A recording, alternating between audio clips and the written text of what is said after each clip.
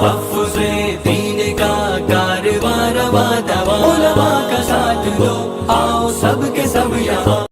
کہ مسجدوں کا جو کام ہے کہ کمیونٹی سینٹر ہونا چاہیے، اگر کوئی بھی انسان ہے اس کو کسی بھی طرح کی پریشانی ہو، چاہے کسی بھی مذہب کا ہے، تو وہ وہاں جا کر اپنا سولوشن ڈھونڈ سکتا ہے. تو یہ جو آپ بات بتا رہے تھے اس کو آپ بتائیے کہ آپ یہاں تک کہ اسلامک کمیونٹی سینٹر کے اندر بڑے الگ الگ کام ہوا کرتے تھے. اپنی مسجدوں کے اطراف کے اندر بیوہ جن کے شوہر انتقال کر گئے تو ان کی کفالت کیسے ہوگی، ان کا گھر کا گزر بسر کیسے ہوگا، تو ایسی بیوہ عورتوں کے لیے انتظام ہوا کرتا تھا. اسی طرح سے جو بچے یتیم ہو گئے، اب جن کے سروں پر سایہ نہیں ہے تو ان بچوں کا سایہ، اب ان بچوں کے یہ مسجد سایہ ہوا کرتی تھی کہ ان مسجدوں سے انتظام ہوتا تھا. بلکہ اس سے کہیں زیادہ اہم چیز کہ یہاں پر ڈپریشن کا شکار ہوئے لوگ کہ جو گھریلو سب سے زیادہ آتمہتیا ہو رہے، یعنی بڑے بڑے سیلیبریٹیز کو اٹھا کر دیکھیں، یعنی ہالی ووڈ بالی ووڈ کو آپ دیکھیں گے تو 300 سیلیبریٹیز جنہوں نے سوسائڈ کیا، آتمہتیا کی. وجہ کیا بن گیا آتمہتیا کرنے کی؟ شہرت، عزت، دولت سب ان کے قدموں کے اندر ہیں. بالکل اس کے باوجود بالکل جسے قرآن کہتا ہے الا بذکر اللہ تطمئن القلوب، قرآن جسے کہہ رہا ہے کہ اللہ کی یاد یہ وہ چیز ہے کہ جس کے بغیر انسان ادھورا رہتا ہے. یعنی اسلام کا ایک یہ مانیتا ہے. یہ کہیں نہ کہیں مولانا یہ ہم لوگوں کی، مسلمانوں کی یہ بڑی ناکامی ہے. کیونکہ میں ایک بتاؤں کہ میں نے بھی ایک بہت بڑے عالم نے مجھے بات بتائی تھی کہ ہم مسلمان جو ہے وہ بھول چکے ہیں کہ دعوت جو ہمارا کام ہے، انسانیت کو پھیلانا یہ ہمارا کام ہے. انہوں نے مجھے یہ بتایا تھا کہ سہل ہم مسلمان جو ہیں وہ اتنی غفلت میں جی رہے ہیں. بالکل ہمارا جو دن بھر کا جو ہوتا ہے، ہم صبح گھر سے نکلتے ہیں، ہم اتنے لوگوں سے ملتے ہیں. انہوں نے مجھے بتایا تو میں خود حیران رہ گیا. انہوں نے مجھے کہا کہ سہل بیٹے تمہارے ساتھ میں اگر کوئی تمہارا دوست ہے یا جو بھی ہے، قیامت کے دن وہ بھی تمہارا غریبان پکڑے گا. تو میں نے کہا وہ کیوں؟ تو انہوں نے کہا کہ وہ ہندو ہوگا، وہ تمہارا غریبان پکڑے گا اور اللہ تعالیٰ سے کہے گا کہ یا اللہ یہ سہل میرا دوست تھا، اس نے مجھے کبھی بتایا نہیں کہ اسلام کیا تھا. بالکل حقیقت. تو یہ چیز جو ہے وہ ہر مسلمان کو سمجھنی چاہیے کہ ہم لوگ جو ہے وہ اصلی جو اسلام تھا وہ ہم صحیح طرح سے پہنچا نہیں پائے ہیں. آج جو ہمارے جو یہ حالات ہو رہے ہیں اس کے ہم خود اس کے لیے بڑے ذمہ دار ہیں. بالکل سب سے یہ بہت بڑا اہم رول ہے اس کا کہ ہمیں ہماری جو ذمہ داریاں تھیں ہم ان ذمہ داریوں کو پورا نہیں کر پا رہے. اور مسجدوں کا جو استعمال ہونا چاہیے تھا، یہ مسجد کا سب سے بڑا استعمال تعلیم کے لیے ہونا چاہیے تھا، جس کے اندر سارے لوگ ٹھیک ہے جو نماز کی اسپیشل جگہ ہے اسے مخصوص کر دیں، جو جماعت خانے کے علاوہ کی بڑی جگہیں ہوتی ہے. آپ دیکھیں کتنی بڑی پراپرٹیز جو وقف کی پراپرٹیز ہے، کتنی ساری پراپرٹیز ہے. آج اگر ان کا استعمال ہندوستان کے اندر صحیح رخ پر ان 70 سالوں کے اندر ہوتا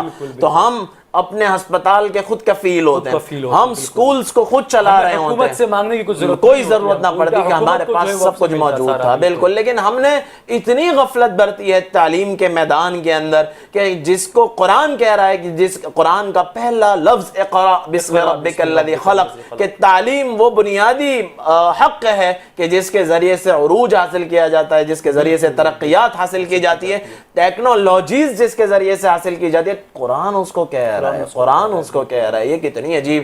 آج کے زمانے کا سائنس سب سے زیادہ قرآن کو ریسرچ کر رہا ہے اور سمجھ رہا ہے کہ جو فنگر پرنٹس جو سب سے بڑا پروف مانا جاتا ہے وہ فنگر پرنٹ کو قرآن نے پروف دیا. بالکل کہ ایحسب الانسان ان لن نجمع عظاما. لوگ کہتے تھے، نان بلیورز کہتے تھے کہ یار یہ کیسے پاسبل ہے کہ ایک آدمی جس کی ہڈی اور یہ سب قبر میں جا کر ختم ہو چکی وہ دوبارہ کیسے بن جائے گا. اس پر اللہ نے 1450 سال پہلے یہ آیت بتائی کہ بلا قادرین علی ان نسوی بنانا، کہ ہم تمہیں جسم کو نہیں، تمہارے ہاتھ پیر کو نہیں، تمہاری ریڑھ کی ہڈی کو نہیں، بلکہ تمہاری فنگر پرنٹس کو بھی دوبارہ لوٹا کر دکھائیں گے. سوچئے تو کتنی بڑی بات. مطلب آج کی جو سائنس ہے وہ اس معاملے کو آگے بڑھا کے اترا رہے ہیں. آدھار کارڈ میں ہم دیکھتے ہیں بالکل ہر چیز کے اندر اس کو تو قرآن نے جی بالکل اس کو قرآن نے بتا دیا. لیکن مولانا دوسری بات آپ کو یہاں کہوں گا، جیسے آپ نے کہا کہ جو مساجد ہیں اس کا جو رول ہے، کمیونٹی سینٹر ہوا کرتے تھے، جو لوگ ڈپریشن میں ہوا کرتے تھے بالکل وہ لوگ وہاں جاتے تھے، راستے حل کرتے تھے، وہاں سے اپنے ان کے مسئلے حل ہوا کرتے تھے.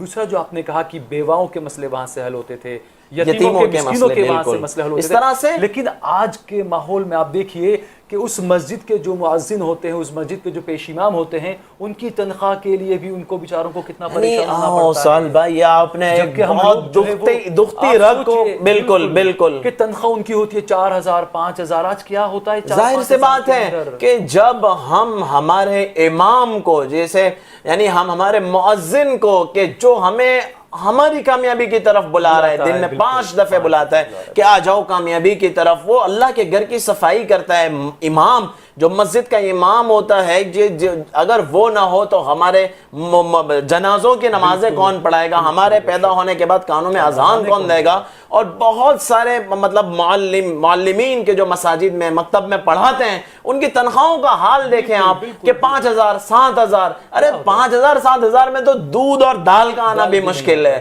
لائٹ بل کا الگ معاملہ ہوتا ہے، صاحب بھی مال ہے، پتہ نہیں کہاں کا اپنا پیسہ اڑا دیتے ہیں، اتنا سارا مسجدوں کی انکم ہوتی ہے، لیکن یہ کیوں سمجھ نہیں رہے؟ یعنی ہم کہتے ہیں کہ یہودیوں نے یہ کر دیا، فلاں نے یہ کر دیا، فلاں نے یہ کر دیا، خود کیا کر رہے ہیں؟ ہم کیا کر رہے ہیں؟ ہم خود اپنے آپ کا حال دیکھیں، کیا ہم خود ان اماموں کے ساتھ کس نے ظلم کیا؟ ان مؤذنین کے ساتھ کس نے ظلم کیا؟ انہیں 5,000 7,000 کے ان کا بچہ بیمار ہو جائے تو دوا لانے کے پیسے نہیں ہوتے، ان کی بیٹی کی عمر ہو جائے تو شادی کرانے کے لیے پیسے نہیں ہوتے، یہ کیسا ظلم ہے؟ یہ ظلم میں نے کیا؟ وہ کتنی آہیں آج زیر زمین دفن ہے، وہ کتنے آنسو جو مسجد کی چٹائی کے اندر آج موجود ہے، وہاں آنسو دفن ہے، وہ قربانیاں وہاں مدفون ہے، اس کا کون جواب دے گا؟ کیا کل اللہ کے یہاں پوچھنی ہوگی کہ تم نے تمہارے ائمہ کا حق ادا نہ کیا، تم نے تمہارے مؤذنین کا حق ادا نہ کیا؟ یہ اتنا بڑا ظلم ہے۔